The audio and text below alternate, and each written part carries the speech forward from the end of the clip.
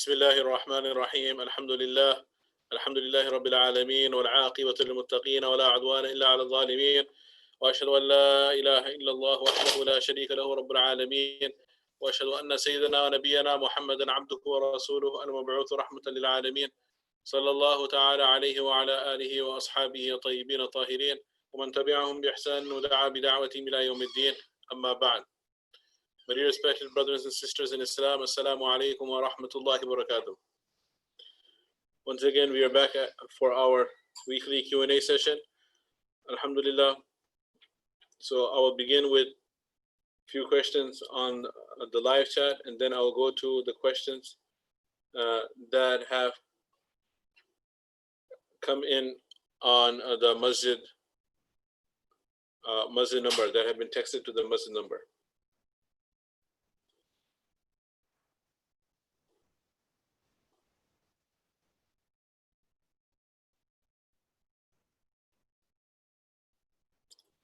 So we have a question here. What is the ruling regarding kids touching the Quran, especially those who are between 5 to 12 years old, memorizing and reading the Quran?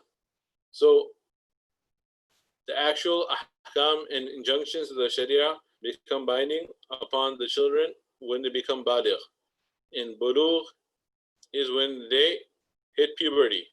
For a boy, that would be when he has his first nocturnal emission. And for a girl, it would be when she has her first period. After that, the rulings of Sharia apply, and they would not be permitted to touch the Quran without wudu. And before this time, then we have to start training them. Because if they are used to touching the Quran without wudu, then as soon as they become baligh, all of a sudden they have to always be in a state of wudu. That would be a drastic change. So we need to prep them and get them ready. So if they are very young, 6, 7 years old, 5 years old, they are still holding the qaida and beginning to recite the Quran, the nazira, the reading, it may be okay if they don't have wudu. But once they're older than 10 years old, then they definitely should start practicing to make wudu before holding the Quran to prepare them for when they become baligh. And similarly is with the situation with girls dressing. If they are wearing very open dressing and with their knees down exposed in the dresses, and sleeveless dresses, and the tops are open, and as soon as they become baligh, then all of a sudden they go into full jilbab, that would be a drastic change, right? So that is why we get them used to the concept of modesty before they become baligh, so it becomes a easier development for them when all of the rules start becoming applicable. Same thing with salah. We see Rasulullah sallallahu alaihi wasallam has said, "Muru awladakum bis-salati wa hum abna'u sab'i sinin." Command your children to perform their prayers when they reach 7 years of age. وَضْرِبُوهُمْ عَلَيْهَا وَهُمْ أَبْنَاءُ عَشَرٍ. And you may even beat them to emphasize the importance of salah when they reach 10 years of age, when they're 10 years old, even though they may become baligh when they're 13, but to prepare them for that. Okay, that is one question. Then the next question is someone saying, if they have cut their nails in wudu, will it be okay, or I have to perform wudu again? So once you wash your arms and your hands and your feet, and you had long nails, and thereafter you cut your nails, so the area that was under your nails has now become exposed, and it had not been washed the first time. And that is why some people, they have this doubt about the validity of their wudu. Do they have to wash the area that was covered by the nail earlier? So the answer is no. Cutting the nails does not break the wudu, nor does it make it necessary for the skin to be washed that was previously covered by the nail. Rather, the next time they make wudu, it would be necessary to wash all the exposed skin, and their wudu is intact, inshallah. Another question.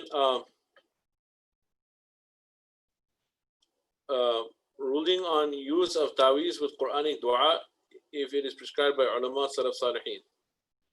So if there is the main thing is to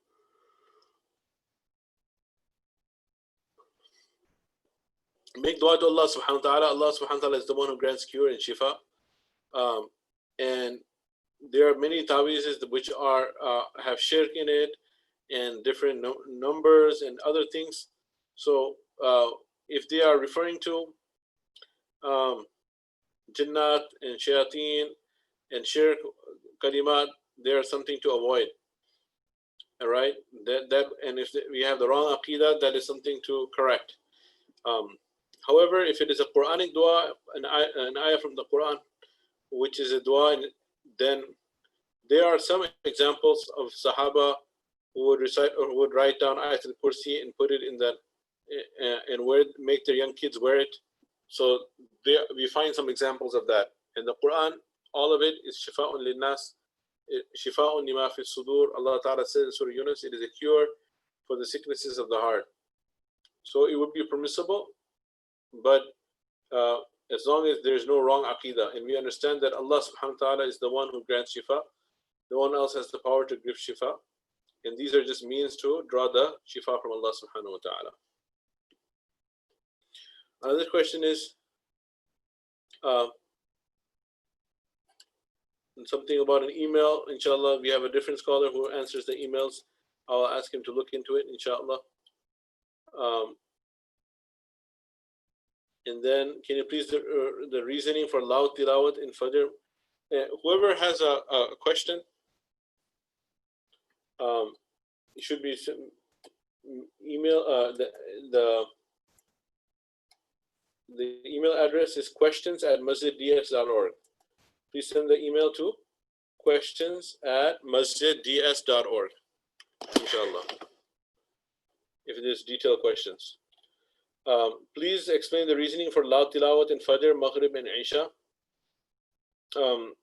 We can come up with different hikmah and wisdom behind it, but the actual reason is because it is established from the Sunnah of Rasulullah sallallahu alaihi wasallam. This was his practice. So he performed Fajr, Maghrib, and Isha. He recited the Quran loudly. In Dhuhr and Asr, he recited it softly. So the Prophet ﷺ has said, "Sallu kama ra'aytumuni usalli." Perform salah the way you see me performing salah. Sallu kama ra'aytumuni usalli. Perform salah the way you see me performing salah. And he was a model for us, so we follow his footsteps, and that's how he performed the salah, loudly in 3 and softly in 2.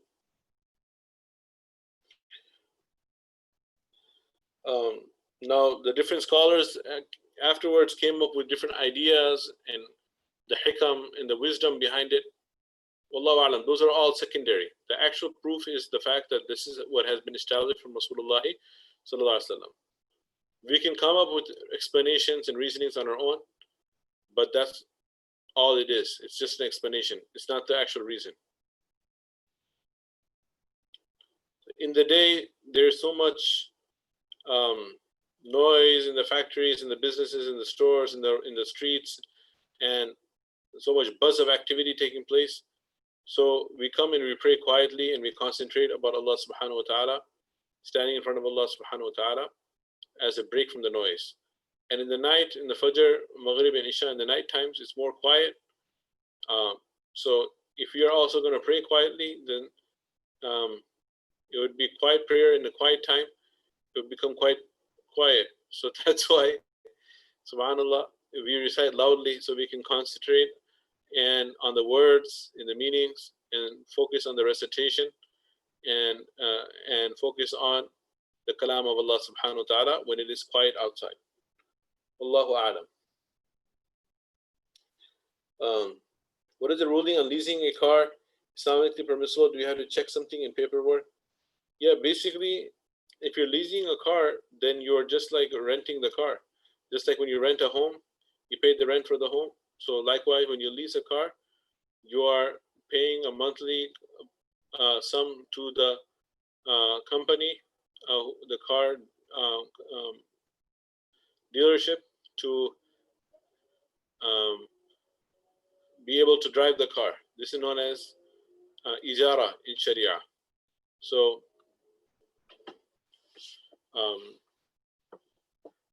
the money is being paid in exchange for the right to use the car. So that is permissible. It is permissible to lease a car. And afterwards, when the lease expires, you can either return the car or you can pay off a certain amount of balance and purchase the car. You have both options.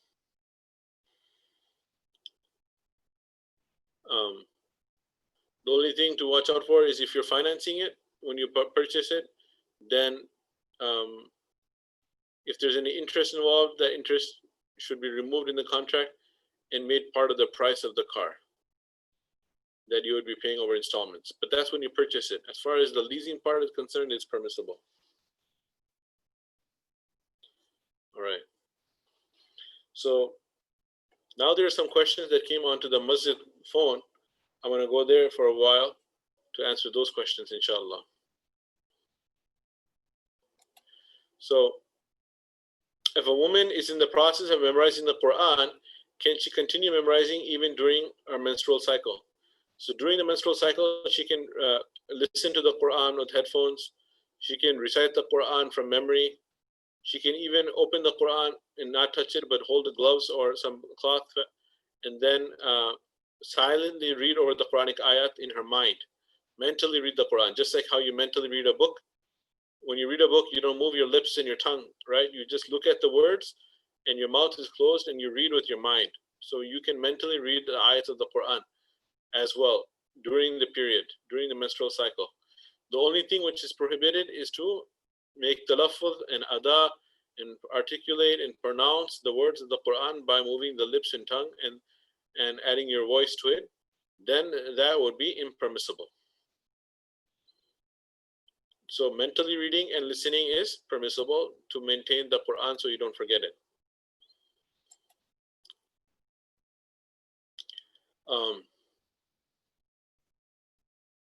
There's a question about ruling regarding a relative who passed away in India yesterday due to COVID. Inna lillahi wa inna ilayhi raji'un. The authorities stated that they would bury the body in an allotted place, and I was concerned about the ghusl in namaz janazah. So I'm not sure what the ruling is over there. I cannot comment about it. I'm not aware of what's going on in India, what's the law there. However, from the Sharia perspective, Salatul Janazah and ghusl is fard kifaya, and it is an obligation that it has to be performed, and it should be performed. And there are many COVID patients in America as well that the brothers and sisters are performing their ghusl for them when they die. And there are proper precautions that are taken to ensure that the people washing the body do not get infected. But the chances of infection from a dead body that has been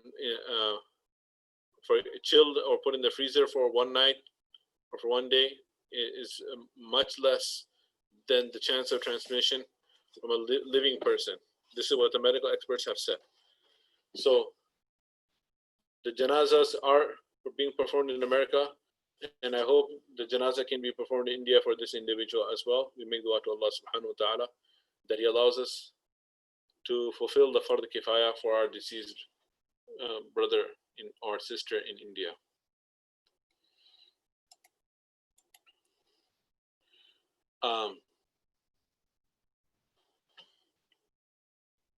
There's another question here.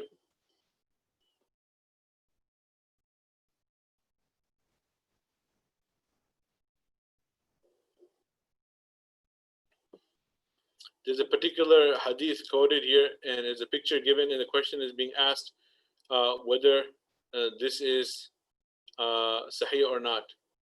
So this is a clipping which is in Urdu. It says, but I have to check over the hadith, inshallah. We can look into it. and get back to the questioner. Hadith of Abu Hurairah radiallahu anhu. It says here, Hazrat Abu Hurairah radiallahu ta'ala anhu से रिवायत है, रसूलुल्लाह सल्लल्लाहु अलैहि वसल्लम ने फरमाया, जो शख्स बीमार होकर मरता है शहादत का दर्जा पाता है, कब्र के फितने से महफूज रहता है और हमेशा सुबह शाम उसे बहिश्त से रिस्क मिलता है. Ibn Majah. So as far as the question is concerned, is Ibn Majah, the reference provided in the question, is a known book of hadith. It's taught here at Dar es Salaam and throughout the madaris throughout the world in the 7th year. And this book has many sahih hadith and hasan hadith, but it also has some weak hadith in this book. So this hadith could be weak as well. What we do know is that if a person dies a sudden death from a calamity or due to an epidemic, will get the reward of a shaheed. Not necessarily every person who dies because of any sickness. So it just says here, Jo shakhs bimar hokar marta hai. Now, whoever dies out of sickness will get the rank of a martyr. That may not be correct. So there are only particular sicknesses, like a woman who dies in delivery, or a person who dies from an epidemic while not leaving his home and not traveling to escape from the epidemic, but dies patiently in his own area, in the area where the epidemic broke out. He fulfilled the order of Rasulullah of not leaving the area. If he is safe, alhamdulillah, if he dies, he will die as a shaheed. That hadith is there for sure. So we will have to look into this hadith that's quoted from Ibn Majah. Okay.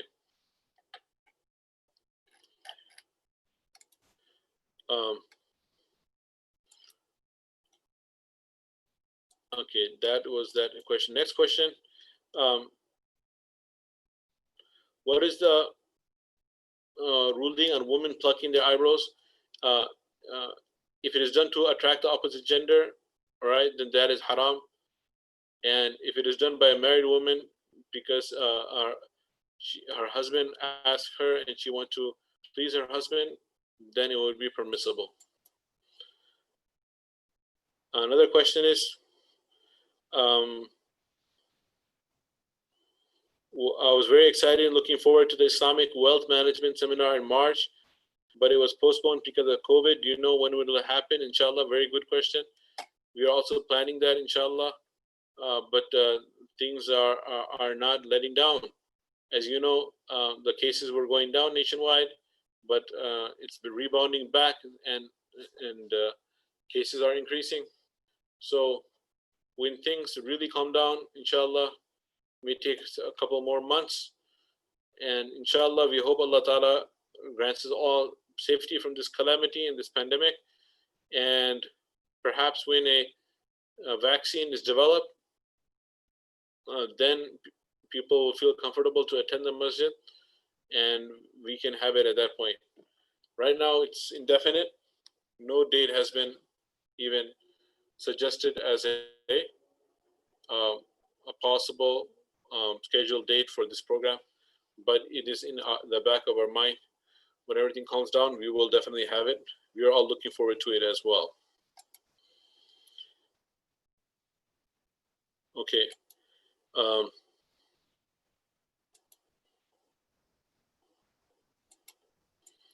Okay, next question I see here.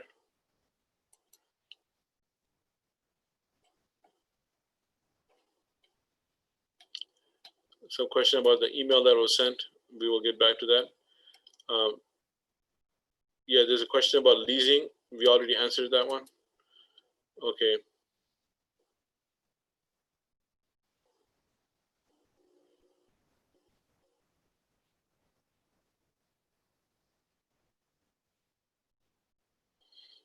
Yeah, there's a question about eyebrow threading, and if you have very, very thick eyebrows and your husband asks you to do it, then it is permissible for you, right? Because you're not doing it to attract opposite gender people who are unmarried to you, inshallah. May Allah protect you and us from ever having that intention, which would be absolutely haram. Otherwise, for your married spouse, it's permissible. What is the evidence for doing wudu over leather socks? Why don't we have to get the whole sock wet compared to the skin? Is it okay to do wudu over other materials? Right? This is something which is proven through mutawatir hadith, meaning there are many, many different Sahaba who narrate from Rasulullah sallallahu alaihi wasallam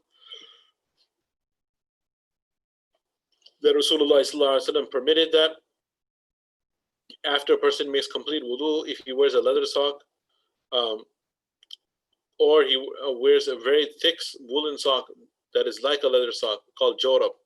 Whether leather socks are known as khuffain, khuf, and jorabain or jorab, singular word, jorabain, dual, are thick socks.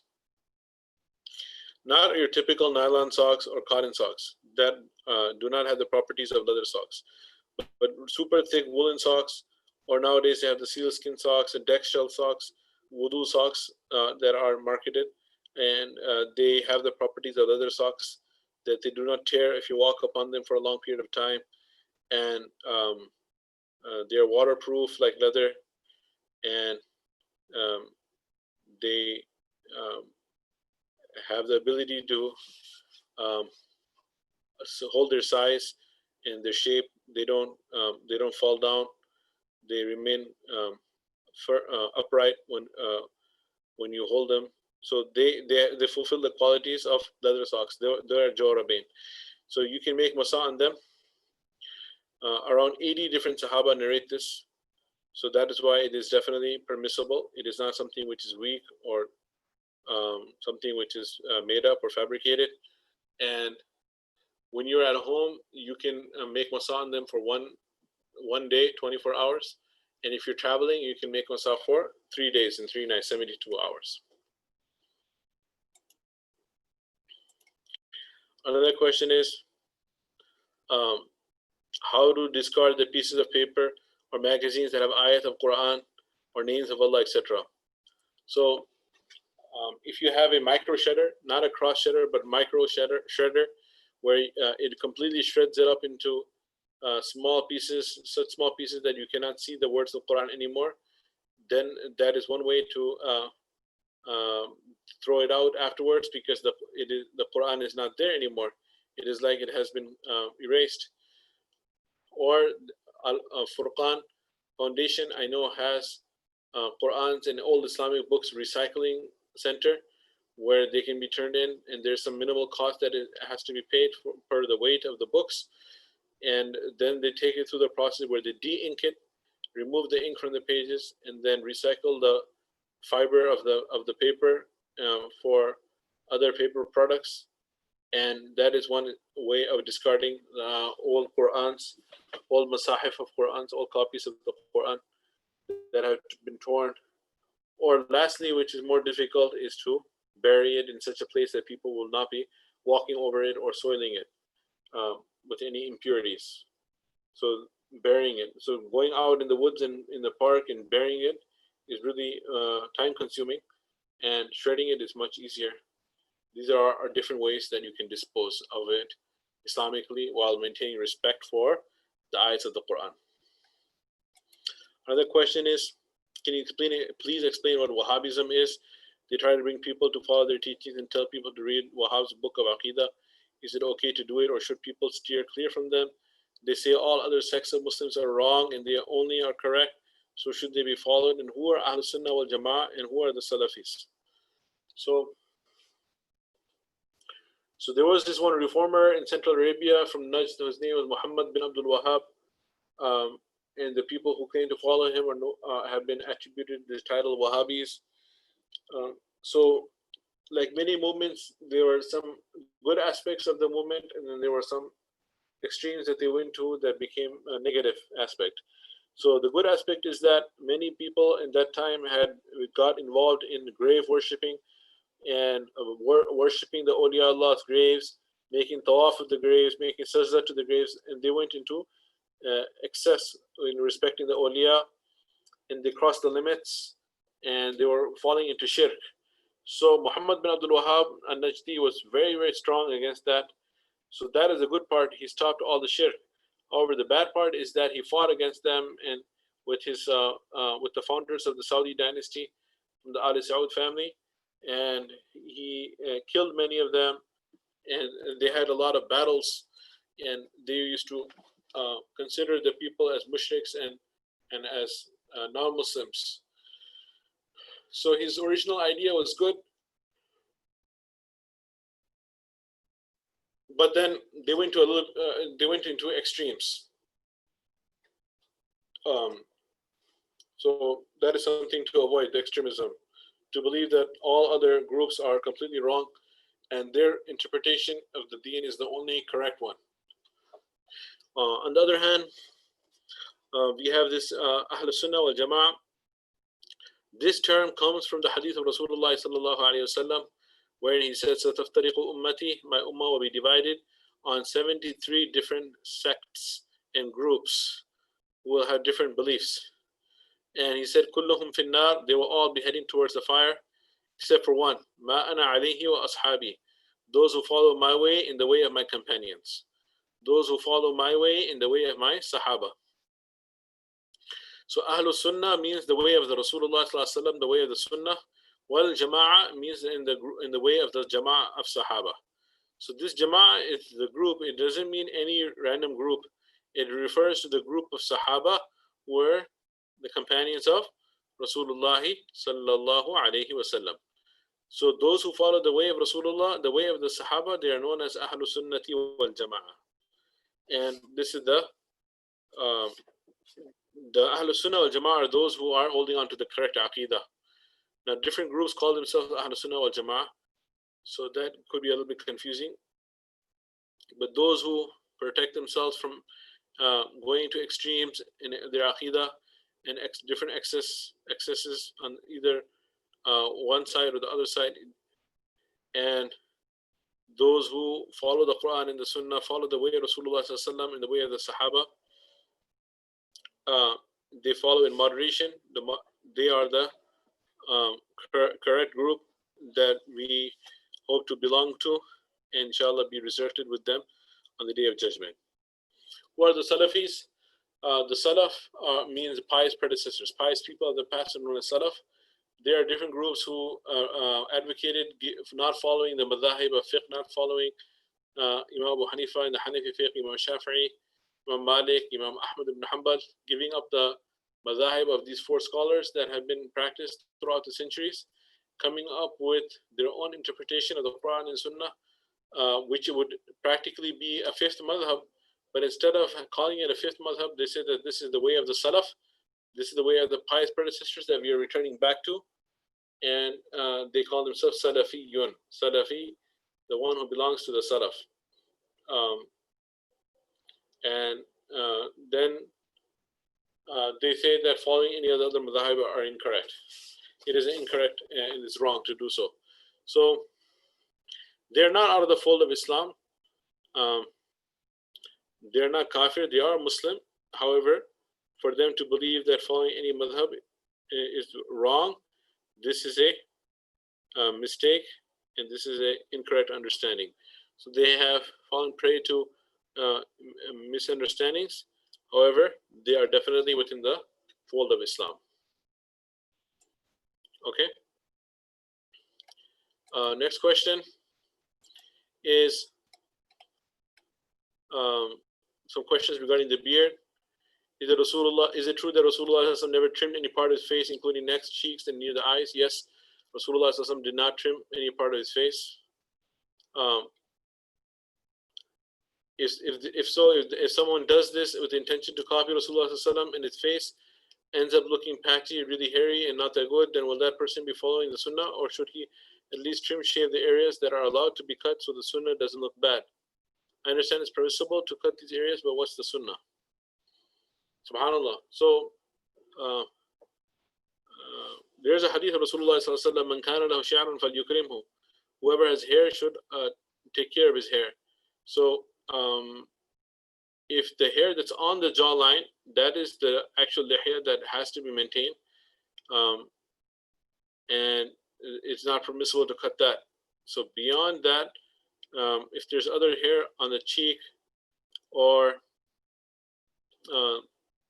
on the throat region, underneath the beard, on the throat area, or near the eyes, if it's really looking bad, And this is something that is subjective now, because beauty is in the eye of the beholder. It depends on, somebody might say it looks beautiful, somebody might say it looks bad. But if it looks really bad, then it would be permissible to trim it and to make the beard look better, and to shave the beard. Rasulullah ﷺ did not do that, and Rasulullah ﷺ did not look ugly. He had the hair coming out only where it would look nice, and he did not have hair coming out near his eyes, or you know, in places that would make his face or neck not look nice. Of course, we know this from many narrations, and we believe this as well on our own, that Rasulullah ﷺ was the most handsome of men and had the most alluring and blessed Nurani face. So it would be, in normal circumstances, sunnah, in following the sunnah of Rasulullah ﷺ, not to touch anything. But if it looks really bad, then it would be permissible, as long as you stay away from the hair on the jawline itself, which is the beard, the Shari'i beard. Another question is Islamic perspective on car leasing. Again, this question about car leasing came before, but it's coming again with some additional questions. I heard that there is an interest factor built into car leasing installments. I'm not sure about it, and I'm not a finance expert either, but want to make sure I'm not committing major sin by leasing a car. I'll appreciate a response on this subject by answering the following questions per above context. Is it allowed to lease car on installments? If yes or no, please clarify this from Quran and Sunnah perspective, inshallah. So,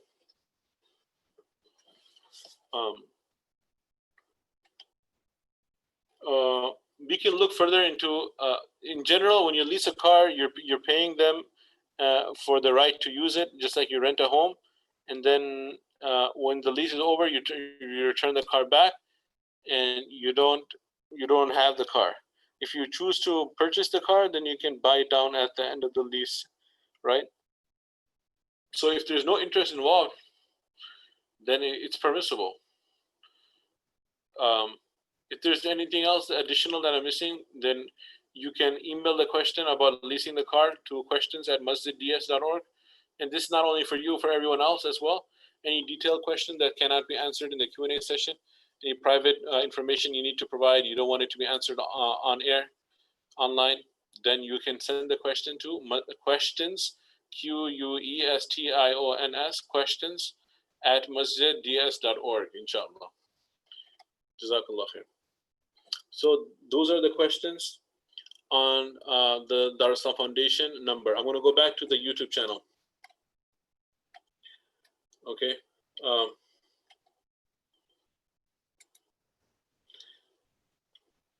Going back to the YouTube channel chat.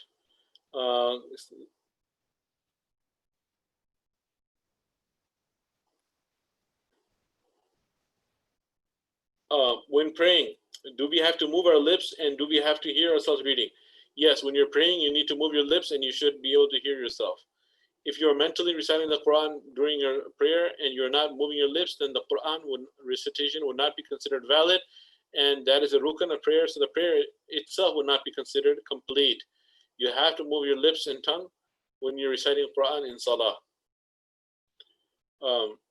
What is the best way in regards to sharing pics for the sake of marriage in case of out-of-state marriage proposal when elders are involved? Yeah, I mean, it's not a good idea to start sharing pictures in the beginning phase of the talks, and particularly if there's a girl who is very punctual about her hijab and about her niqab, and her picture is being sent, there is always a potential misuse that it could get out of hand. If it's sent by email, then they can send it to all their friends and relatives and other people to get their opinion about the picture. And if it is given a physical copy, it's a little bit more difficult. It's not so easy to forward it everywhere. They would have to scan it and do so. So I think You should not send any pictures over WhatsApp, not send any pictures over email. Maybe you can send a physical copy. That way, its sharing would be potentially limited. It's not super easy to share it. They would have to actually scan it and do it. And you can make sure that if the face is exposed, for sure, obviously the face is going to be exposed in the wedding picture, but you should not expose the hair. The girl should be wearing a hijab, and the hair can be, if it has to be shown to the mother or sister or the woman family members of the groom side, that could be in person only, but don't expose the hair in the picture. If the picture goes out, only the face would be exposed, but not the hair, inshallah.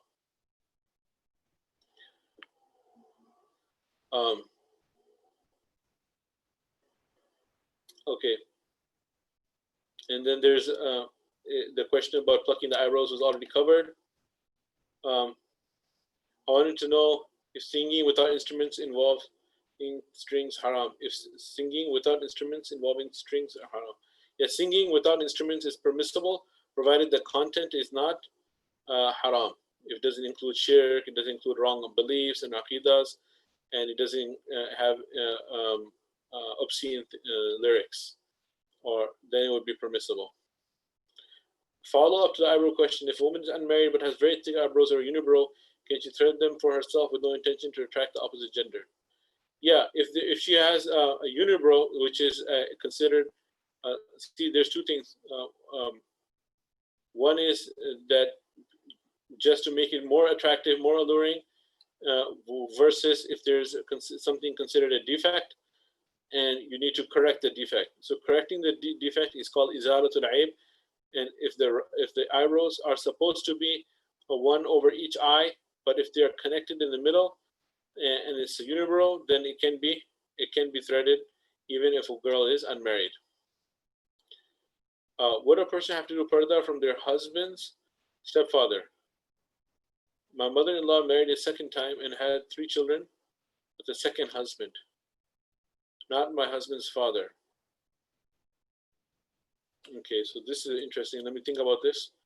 Would a woman have to do parda from her husband's stepfather?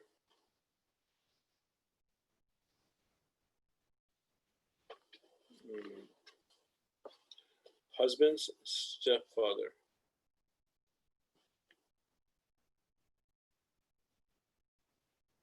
See what happens. This is not a typical relation. It's a very unique scenario. So that is why I'm pausing for a moment to think about it.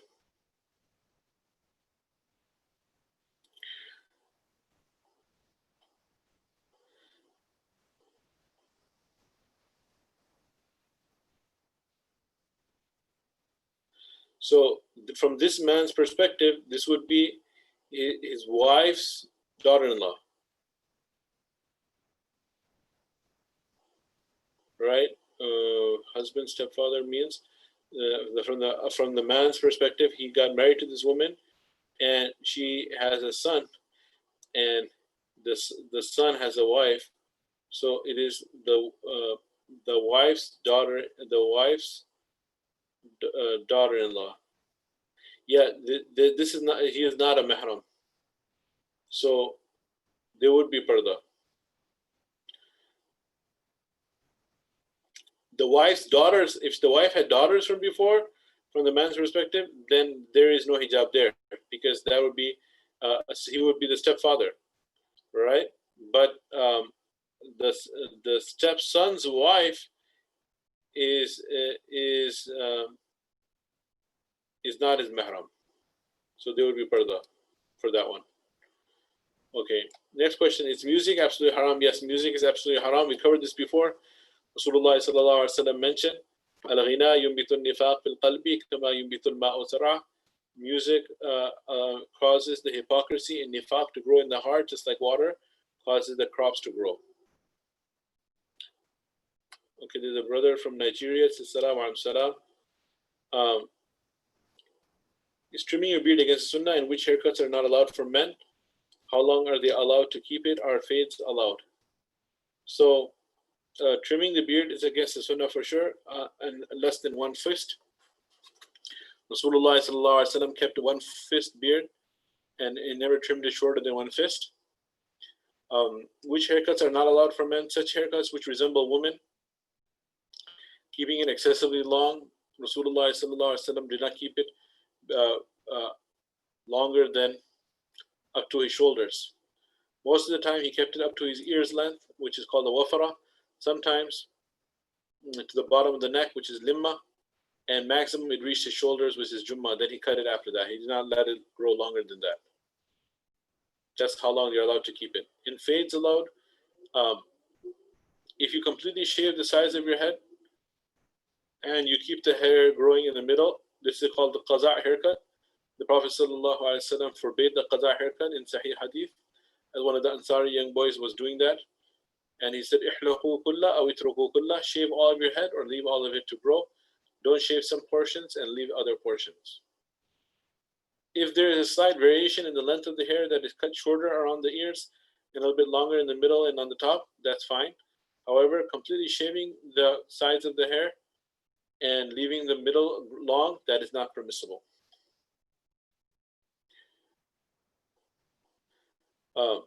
I've heard from people that if a person has gay thoughts, then they should try and ignore those thoughts and that it is a test from Allah. I was wondering if this opinion was correct. If it is correct, then would that person be required to get married if they have no attraction to the opposite gender? Yes, if somebody has gay thoughts, this is a test from Allah Ta'ala, they should not follow those thoughts. They should say, La hawla wa la quwwata illa billah, and seek Allah Ta'ala's protection from following those ideas. And if they are having those feelings, then they should not get married. They should not destroy someone else's life who is looking for a heterosexual partner. They should continue with this struggle and try to get over it. And once they are able to, then they can get married after they are free from this inclination. They would not be required to get married in this state.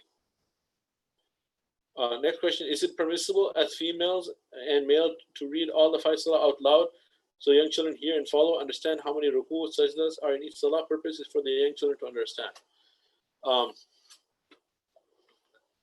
You cannot read Dhuhr and Asr out loud. Fajr, Maghrib and Isha, even if you're by yourself, it is permitted to recite out loud. But Dhuhr and Asr, it's not permitted to recite the surahs out loud, because that is not the sunnah of Rasulullah, that is not the way. And if you do so, it's violating a wajib. If you intentionally do so, the salah will not be valid. If you unintentionally by mistake do so, then you would have to make sajda sahw. Is it okay to celebrate birthdays? It is not a religious festival, it is just a custom. So technically it's permissible, but to go overboard and follow all the customs of the people by having extravagant parties and balloons and cakes and presents and making it a really big ritual, which was not Islamic practice, is undesirable. However, it's not going to take a person out of the fold of Islam. It is something better to avoid. It is rather to make shukr to Allah subhanahu wa ta'ala for the blessing of life, and make muhasabah and think about the past year, and make istighfar for all the sins that are done, and make shukr for all the good things that were done, and make plans for the next year. So for the children, if you just buy some gifts or something, it's permissible. However, they should not feel that this is necessary part of growing up. You have to have birthday parties. If you don't, the parents have not fulfilled the right of the children, making it an integral part of life. That is not correct. The next question, is it okay for husband and wife to have Jamaat at home for Salah with the husband leading and wife following behind? What is the correct way, as in who will say the Iqamah, or is it required in this case? If it is, if they are grown sons, they can recite the Iqamah. If there is no one, then the husband will do the Iqamah himself and will lead the prayer, and the wife would be praying behind him, such that when she makes sajda, after she makes sajda, there would be a gap, and then the husband would be in front. She would not pray right next to him on the right hand side. However, if there is a boy praying behind the father, you would pray right on the right hand side of the father, just a step behind the father. If there are 2 or more boys, then they would pray in the saf behind the father. Right. And it is definitely permissible for a husband and wife to pray Salah in Jamaat. Someone asked a question about recitation during salah. So moving the lips needs to be done. However, do we have to hear ourselves as well? Yeah, you have to move your lips and move your um, um, you have to articulate it such that if it's absolutely quiet, you would be able to hear yourself. But if you're not able to hear yourself because of noise, that's fine. If I remember I didn't do wudu after my prayer, then do I have to repeat it? And do I need to make qada of prayer? I remember I didn't have wudu for after prayer time passed. If you are confident, 100% sure you did not have wudu after the prayer, you need to repeat it. And if the time has passed, you need to make qada. Because there is no salah without wudu. Wudu is one of the preconditions for the acceptance of salah. Is it permissible to recite Quran for a deceased, or is it a bid'ah? It is permissible to recite Quran for the deceased and make dua. Oh Allah, Allahumma awsil thawab hadhihi al-tilawa ila ruhi fulanin.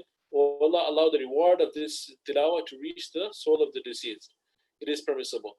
What's the bid'ah is to allot particular days and to do it in a particular manner. Like on the 3rd day of the death to have a tijma, and on the 40th day to have a chelam, and to annually have the anniversary of the death, the barsi.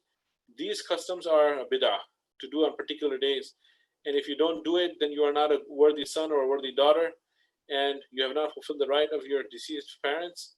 If you do not do the annual barsi and to make it a requirement, and the whole family has to get together, and then you have to serve food and make us a party and a celebration, which is or it's not really a celebration, it's not a happy occasion, it's a sad occasion, but rather it becomes customarily binding upon the person that he has to provide food. This is all customs and rituals that came up later on. There's no concept of the 3rd day, 40th day annual khatams in the sunnah and of the Rasulullah or in the practice of Sahaba. In general, reciting Quran and making dua for the thawab to reach the ruh of the deceased is permissible. Can you pray out loud while you're praying all alone? While you're praying all alone, you can recite out loud for Fajr, Maghrib, Isha, or Nafil, not for Dhuhr and Asr. Is purchasing a house and mortgage payments halal or haram? If it's a conventional mortgage payment from a conventional bank, not through an Islamic approved financing like University Islamic financing or guidance or Divan Bank, then it would be haram. Is it permissible to watch the show Ertugrul? If they're Ertugrul, this is the Turkish drama. If there are some haram scenes in there, Allahu Alam, then it would be impermissible to watch those haram scenes and with the music playing. And it's very difficult for any show to completely be 100% halal. So it's the best idea to avoid it. Tahajjud time ends when Fajr time starts, right? Correct. The Tahajjud time ends when Fajr time starts. When the Fajr time starts on the timetable, that is the end of the Tahajjud time. The Tahajjud time is the last third of the night. Inshallah. So, alhamdulillah, we got a few questions on the Masjid phone number. This is the same question about sharing the pictures. It was sent on both, so that's why I got it here now. And another question, is it permissible to take pictures and videos of a deceased father and store frame it to remind ourselves of him in our eventual death? So taking pictures and videos of deceased father, like while he's deceased, after he died, you take pictures? That is not a good idea. If you have pictures of when he was alive, framing them on the wall and hanging them up is not a good idea. This is prohibited.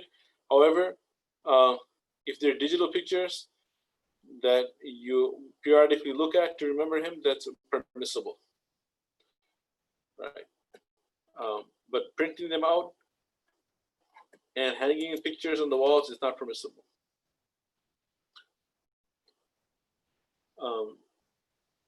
Are pictures and videos allowed as long as your aura is covered when sharing? Yeah, if the aura is covered and they're digital pictures, it's permissible. Is it necessary to sleep to say tahajjud? It's not necessary to sleep. If a person prays nafil prayer before he sleeps with the intention of tahajjud, will get the reward as well. However, if you sleep and wake up, then you will get more reward, inshallah. Should I recognize my father's illegitimate child? Um, Lineage-wise, a father's illegitimate child will not be established with the father. Islamically, the lineage will only go to the mother, because a marriage has to be in place for the lineage to be established. So, um, he would not be considered a brother. You can just respect him as a human being and understand that he's not responsible for the sin. Um, However, um, you would not recognize him as the son of your father. He would be considered the son of his mother, Islamically. If your aura is not covered, then you can only show it to your mahram, etc. It's not a good idea to take pictures with the aura exposed, because it can always be misused. And this is something that even in our culture as well, Americans, they also talk about how taking pictures of while a person is exposed is not a good idea because of things getting out of hand and coming back to haunt the person. It could be shared, so you should not take it. Yes, in real life, without any videos and pictures involved, it's definitely permissible for a husband and wife not to expose themselves in front of each other in the privacy. However, taking pictures and sharing it is not a good idea. The ruling on Burda Sharif, yeah, Burda Sharif is a poem, Qasida Burda, Ba'lam Busairi Rahmatullah Ali. It is a poem praising Rasulullah Sallallahu Alaihi Wasallam. There are certain aspects of the poem in which he praised Rasulullah in such a way that it has to be interpreted properly, otherwise it will have meanings of shirk. So some people, some scholars, they say that there's some shirk involved in this poem and it should be avoided. Other scholars have interpreted it properly and said, no, this is exactly what he means, is this way. And he just said it this way because it's a poem. And they say he's a wali of Allah and a very righteous man. He loved Rasulullah sallallahu alaihi wasallam, and that is why it is correct. So having additional beliefs that if it's recited so many times, you'll get so much reward, and to recite in a particular manner on particular nights, and all of that is not proven. So there are some bid'at that are associated with the Qasida Burda Sharif. However, in short, it is a beautiful poem, beautiful Arabic literature, beautiful Arabic moving words, written by a person who was deeply in love with Rasulullah sallallahu alaihi wasallam, and he praised Rasulullah sallallahu alaihi wasallam in glowing terms. So it is permissible to read it to increase one's own love of Rasulullah sallallahu alaihi wasallam. What is a woman's aura in front of other women and men, mahram and non-mahram, and what is a man's aura in front of men and women? So a woman's aura in front of other women is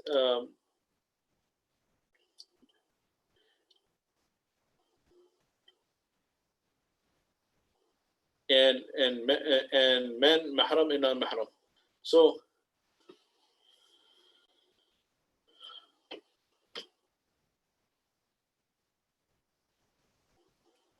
for men, it's from the navel to the knee.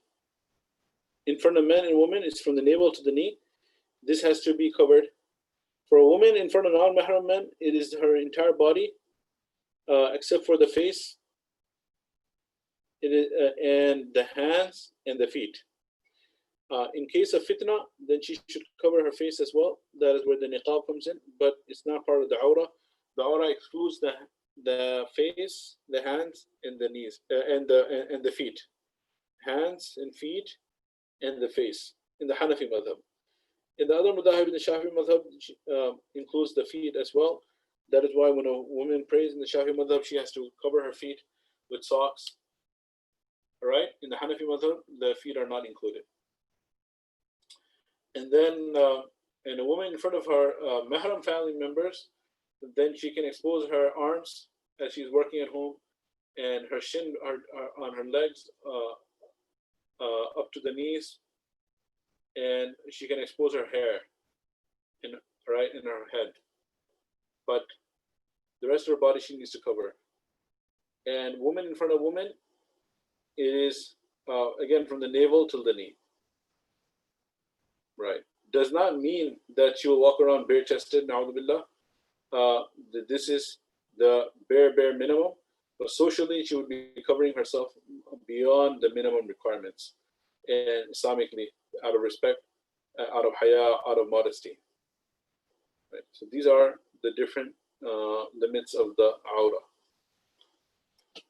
inshallah. So the time for Maghrib is going to be approaching. We can get ready for the Maghrib Salah, inshallah. Can we make dua? Okay, I'll just take one last question as it came in, and then inshallah let's make a dua at the end of the program. Can zakat be given to the relative for their school fees? Zakat can be given to relatives depending on which relative. Zakat can be given to brothers, sisters, cousins, uncles, aunts. Zakat cannot be given to parents, grandparents, children, grandchildren, and spouse. So all the relatives going up, and all the relatives going down, parents, grandparents, children, grandchildren, spouses, you cannot give zakat to, but you can give to other relatives. What is the ruling of niqab in the Hanafi madhab? It is necessary at the time of fitna. Other madhahib as well. Other madhahib is necessary as well. Is medical massage allowed by woman to woman? If it is medically indicated, then it's permissible. Jazakullahu Khairun. Bismillahir Rahmanir Rahim. Alhamdulillah Rabbil Alameen. Allahumma salli ala Sayyidina Muhammad wa ala ali Sayyidina Muhammad wa barik wa sallim. Allahumma barik ala Muhammad wa ala ali Muhammad wa barik wa sallim. ربنا آتنا في الدنيا حسنة وفي الآخرة حسنة وقنا عذاب النار. ربنا تقبل منا إنك أنت السميع العليم وتب علينا إنك أنت التواب الرحيم برحمتك يا أرحم الراحمين.